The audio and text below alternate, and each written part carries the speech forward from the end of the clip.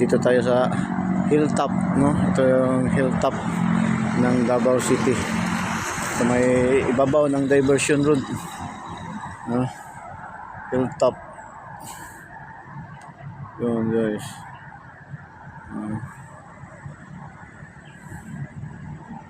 Hilltop ng Davao City. Dito yung tinatawag na hilltop kasi nasa top ka na ng bundok. Ito guys, ayan baba, yan sa baba, yan ang diversion road, no, na downhill papunta ng Maa.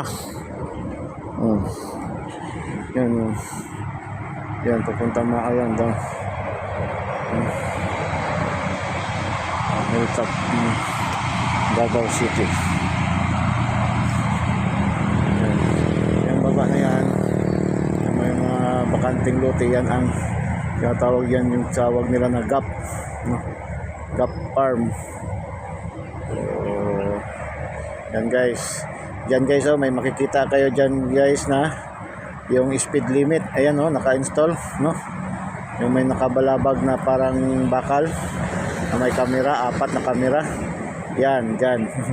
Dahan-dahan kayo dyan guys, the speed limit dyan sa mga light vehicles is 40 kph, 60 kph, no? 60 kph. Ang heavy is 40, no? So guys, yan guys, bye bye.